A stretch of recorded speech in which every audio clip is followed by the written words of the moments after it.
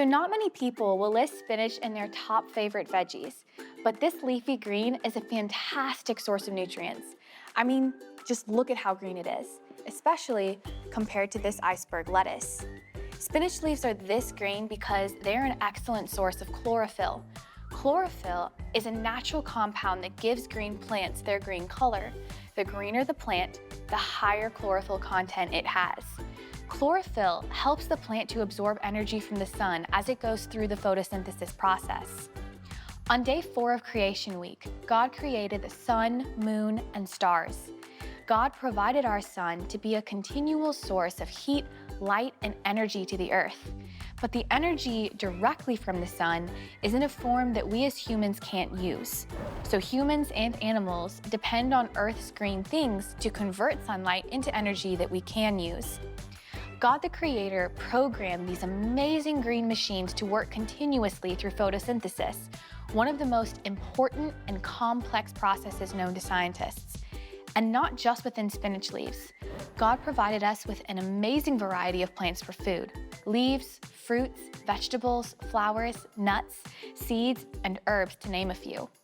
Spinach leaves are also a great source of vitamins, minerals, and antioxidants like vitamins A, B, and C, B6 and B9, iron, phosphorus, and calcium. This little leaf can be used in a wide variety of ways. It can be used raw in salads, sandwiches, smoothies, cooked up in soups and quiche and casseroles, sautéed with breakfast scrambles and other dishes, and even frozen to be used later. Spinach can be used in savory dishes and in sweet recipes, like these spinach muffins that we're going to be making today.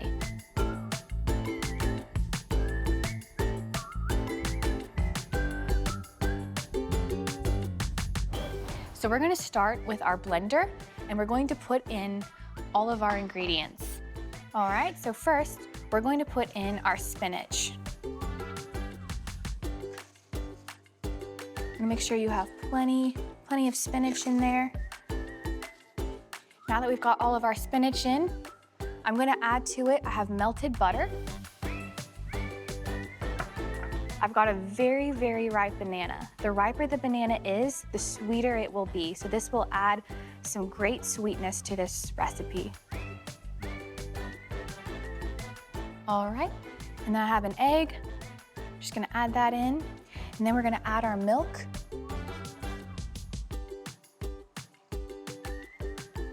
I have vanilla extract. And then last but not least, I have some honey.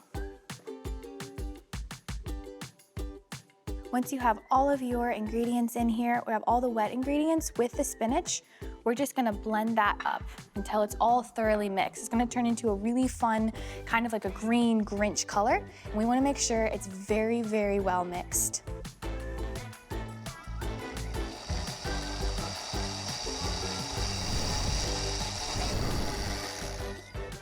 Okay, you can tell it's really well mixed because all of the spinach pieces are completely blended in. It's going to be a nice, smooth green. So now we're going to mix together our dry ingredients. So in this bowl, I'm going to put flour.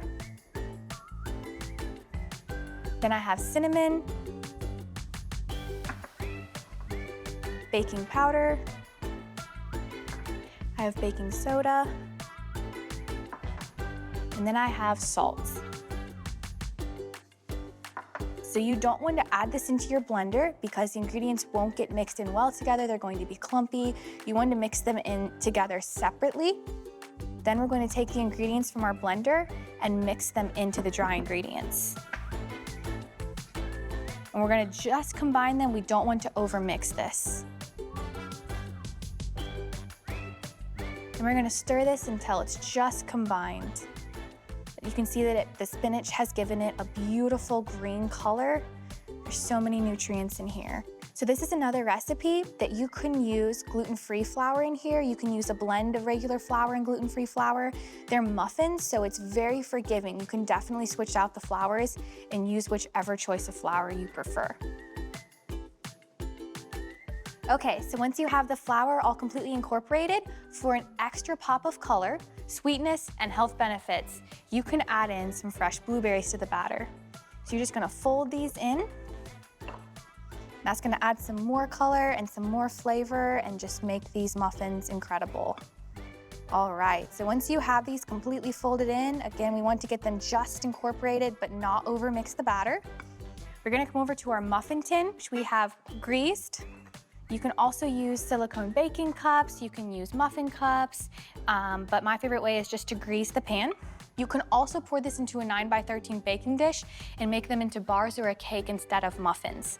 So my favorite way to get these in the muffin tins is just to use 1/4 cup. It keeps all of them consistent in the same amount of batter for every muffin cup.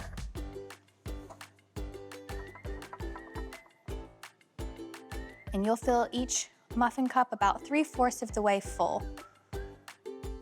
Again, this cup measure is going to be a good way that you can get exactly the right amount and have all of the muffins be exactly the same size. So in literary terms, the color green can symbolize new life, rebirth, growth, peace, and renewal. I think it's pretty amazing how God provides us energy, life, and growth through these green plants, and new life, peace, and rebirth through the salvation that He offers us through Jesus' death on the cross and His resurrection. All right, the batter in these muffin tins, we're gonna put them in the oven and bake them at 350 degrees for 17 to 20 minutes. And it sounds like the spinach muffins are ready. All right, so now our spinach muffins are done cooking in the oven.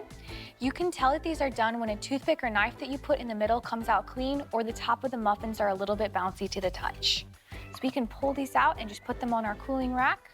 So these are great to eat just by themselves, or if you want to make them a little bit more enticing, you can add a glaze or an icing. My personal favorite is a cream cheese icing.